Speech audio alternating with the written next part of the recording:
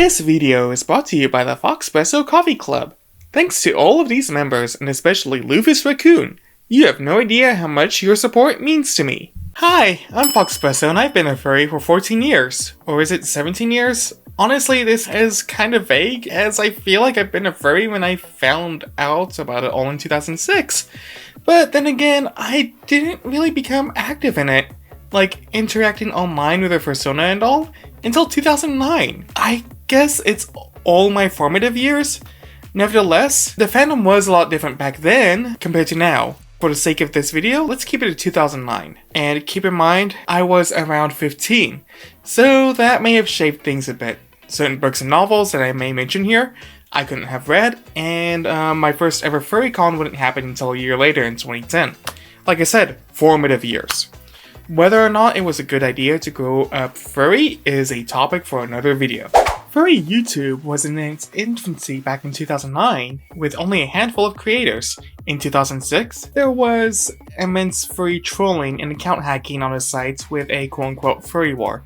I won't get further into this, it was just kind of intense at the time, but kind of seems silly nowadays. By the way, look at this old interface. I do recall some Fursuit Makers posting videos of their own suits at cons. Candy, or Latin Vixen at the time, I don't know, it's all confusing at this point, was one of the major ones. And I think also Easy Wolf posted some of their stuff as well. By the way, the average price of a fursuit at the time was around $1,200. Why don't we go ahead and take a look at some Fursuit Makers, how their works looked back in 2009 and now.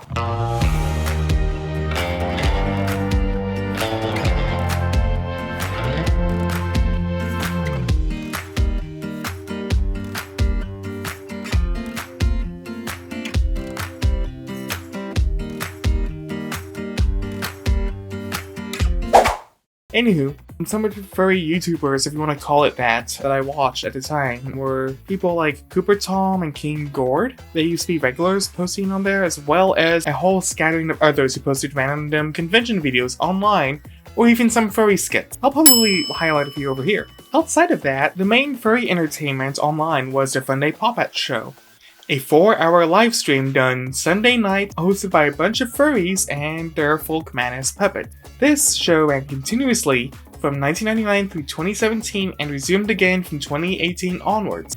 Back in 2009, the feed was accessed on QuickTime. You remember that? With interaction done via IRC, which I guess is best described as a text-only telegram. There were also podcasts, and out of the many I listened back in the day, Only For What It's Worth still exists. I also read webcomics and even tried my hand at making one twice. Aussie Millie was a favorite of mine, as was Suburban Jungle.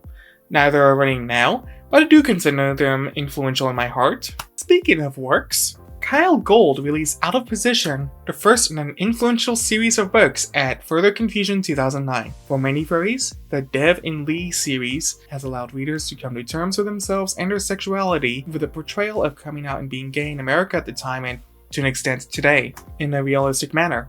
Lodge, a notable furry art duo at the time, released Nordgard, a planned graphic novel trilogy about a sled dog rescue team in the Arctic. Only one volume and card series were ever released before the duo split up, and personally, I am annoyed that nothing further had ever come from this because it had so much potential, and oh my god, the artwork was amazing. Fur Affinity was around back then, and was the main place to post artwork beyond the more mainstream deviant art, and outside of LiveJournal was the place to find out more about what's going on with your friends and your favorite artists. There were also forums like Furtopia and more niche ones. My local community had one at the time, while some like the Bay Area used a mailing list and IRC sites. Or groups, I don't know what they're called. Anyways, like I mentioned, IRC was one way to chat with groups of furries. Communities often had their own, like modern-day Telegram groups. Otherwise, for more one-on-one interactions, we'd rely on clients like MSN, Yahoo, AIM or AOL Instant Messenger, and later on, Skype. I did also dabble a bit in Second Life, but I could never get it to work properly on my computers. Didn't work well for me. And there was also Furcadia, which is still running to this day, largely unchanged and still in alpha.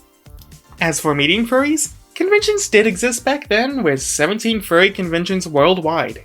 Of those 17, the largest was Anthicon with 3,776 attendees, followed by Further Confusion with 2,587 attendees, which was the last one FC had before moving to downtown San Jose, and finally Midwest Fur Fest with 2,040 attendees in 2009 back at the West End Chicago North Shore, before MFF finally moved to the Hyatt Regency. Other fun things to note here is that Furry Week in Atlanta was in March and located across the street at the Hilton.